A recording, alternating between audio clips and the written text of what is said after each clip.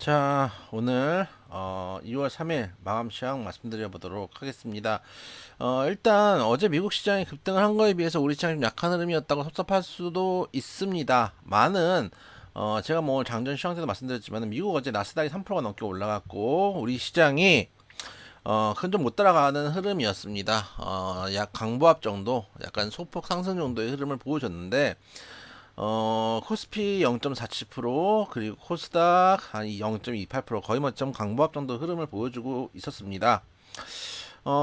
일단 제가 말씀드린 것처럼 장전에 말씀드렸던 것처럼 마감 후에 애플 등 실적이 나오면서 지수 선물이 약세를 보여줬습니다. 그렇게다 보니까 미국 시장에 비해서 좀 약속할 수밖에 없었다. 지금 현재 시간 나스닥이 나스닥 지수 선물이 1.6% 정도 하락이고 이기 때문에 그런 측면들 좀 반영해서 플러스 마이너스해서 우리나라가 소폭 상승 정도로 마감을 했다라고 보시면 되겠습니다.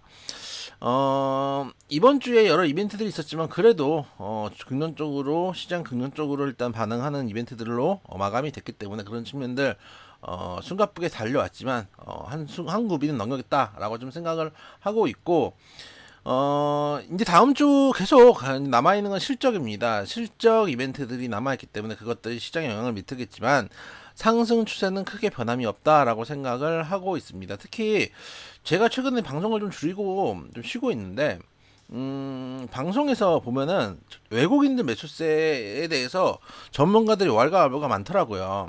이제 어느 정도 조금 상방은 제한되지 않을까, 외국인 수급이 제한되지 않을까, 워낙 많이 샀다 이런 얘기들도 있고 어 뭐 그런 얘기들을 많이 하더라고요. 그래서 저는 제가 계속 말씀드렸지만은 외국인들이 호구가 아닙니다. 팔 때 놓을 자리를 보고 사는 겁니다. 지금 오늘도 5,800원 샀습니다. 5,800원. 특히 동시호가 때 주워가는 거. 물론 변동성은 나올 수 있습니다. 여기서 단기적으로 너무 많이 올라갔다, 즉 사기에는 비싸다 싶을 때면은 또 한 번씩 이런 식으로 던져주겠죠. 던지면서 주가 좀 내려놓고 또 많이 사지만 않고 사지만 않아도, 지금 예를 들어서 1월 30일 같은 경우에 외인 매수세가 155밖에 안 되잖아요. 이러니까 빠지잖아요. 그냥 사지만 않아도 주가는 알아서 빠져주거든요. 굳이 믿을 필요도 없어요. 그럼 그때 또 저가에 매수를 하고 이런 식으로 하면 되는 거거든요. 그래서 외인은 그래서 드리는 말씀이지만 팔 수 있을 때 팔 겁니다. 언제 팔 거냐? 지금 작년 10월 1일부터 지금 13조 원 샀습니다. 13조 원. 그럼 기존에 갖고 있던 것까지 치면은 지금 매수세가 엄청나다는 얘기거든요. 13조 원 볼게요. 23조를 팔려면 언제 팔아야 될까요? 증시가 과열돼서 다시 또 개인 투자자들이 관심을 가질 때, 시장에 정말 관심을 가질 때 그때 팔겠죠. 지금이 아니라. 지금은 개인 투자자들 심리가 아직 안 좋죠. 10월 1일부터 개인 투자자들, 외국인이 13조 살 때 개인 투자는 13조 팔았습니다. 심리가 안 좋고 또 어제 말씀드렸던 대로 계속 쓸 돈들이 있고 금리가 올라가는 상황이고 대출이자 올라가고 있고 뭐 이런 상황이고 물가 올라가고 있고 이런 상황들이다라는 것들을 좀 생각해 보실 필요가 있고, 언제 과열이냐? 저는 어제도 그 빅머니 가서 말씀을 드렸지만은 저는 3천도 충분히 가능하다고 봅니다. 왜냐? 지금 인플레이션 구간이잖아요. 인플레이션 구간이기 때문에 어 통상 인플레이션은 제가 이제 인플레이션이 인플레이션 이 주가 상승률일까요? 하락률일까요? 지금 우리가 대부분 인플레이션 때문에 주가가 하락한다고 하기 때문에 인플레이션은 주가 하락 요소라고 생각하지만 인플레이션이 있으면 주가는 상승입니다. 왜 그러냐? 그런 얘기 했거든요. 장기적으로 보면 주가는 우상향. 이런 얘기가 있거든요. 뭔 얘기냐면은 장기적으로 봤을 때 주가는 그래서 제가 애매하면 상방 베팅 하라고 말씀을 전에도 드렸던 것도 그겁니다. 인플레이션, 제가 어제 디플레이션과 인플레이션 말씀드렸죠. 인플레이션은 기본적으로 돈의 자기 복제의 성질 때문에 꾸준하게 인플레이션이 있는 거예요. 디플레이션이 생기면 그게 문제인 거예요. 근데 인플레이션이 발생한다게 된다는 얘기는 돈의 가치가 떨어지잖아요. 그럼 뭡니까? 항상 말씀드리지만은 지금 10,000원 주고 살 수 있는 게 나중에는 20,000원 주고 사야 된다는 얘기입니다. 그러면은 회사의 가치가 변함이 없다고 치면은 지금 10,000원짜리 주가면은 나중에는 20,000원이 된다는 얘기입니다. 쉽게 얘기하면은. 그러니까 인플레이션이 지금까지는 금리 인상의 압박을 주는 요소이기 때문에 마이너스성의 요소였지만 이제 금리 인상 속도가 완만해져 금리 인상이 멈췄다. 근데 현재도 인플레이션이 어쨌든 간 많은 상황이잖아요.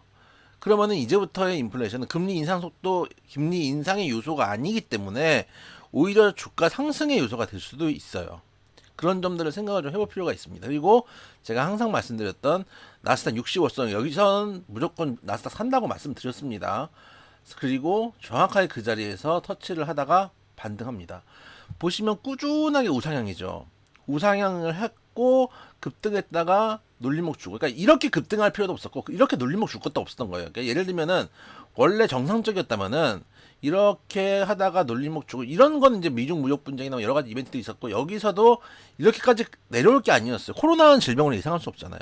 눌림목 좀 주고 좀 올라오고 내려오고 좀 올라오고 내려오고 이렇게 됐었어야 되는 거예요.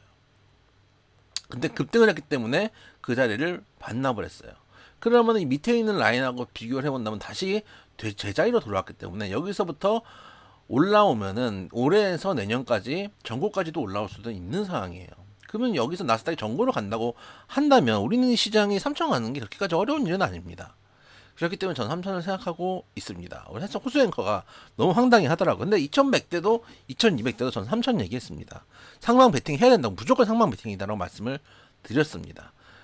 근데 요즘 전문가들이 되게 뻔뻔스러운 게 숏을 치라고 해놓고서는 아무 생각도 없이 2100에 숏을 치고 2300, 2400대니까 롱을 하라는 얘기예요. 그러니까 그 뒤에 그냥 자기 말이 틀렸다고 인정하는 것도 없고 그냥 언제 주가 가니까 당연히 마치 예전부터 상승 베팅을 했던 사람처럼, 그러면은 그 말을 듣고 전문가들 이야기를 듣고 2100, 2200대 하방 베팅을 했던 숏을 잡았던 개인 투자자들은 도대체 어떻게 되는 겁니까? 그걸 보면서 진짜 쓰레기들 많다 이런 생각을 좀 요즘 많이 하고 있습니다.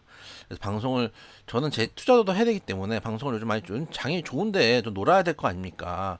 주식 투자를 하는 사람은, 저도 이제 회원들이 있지만 회원비가 주 수입원이면 안 되거든요. 주식 투자하는 사람은 주식 투자를 했던 그 매매 수익금이 주 수입원이 되는 게 맞다라고 생각을 하기 때문에 좀 조금 쉬고 있는데, 그런 거 보면은 그냥 방 다시 좀 나가야 되나, 줄 늘려야 되나라는 생각도 요즘 없지 않아 하고 있습니다. 꼴보기 싫어요. 어쨌든 그래서 중요한 이벤트들 어쨌든간 지난주 끝났고 이번 주 그래서 상승 마감했고 괜찮은 흐름들 보여줬고, 지금 중요한 거는 꾸준함입니다.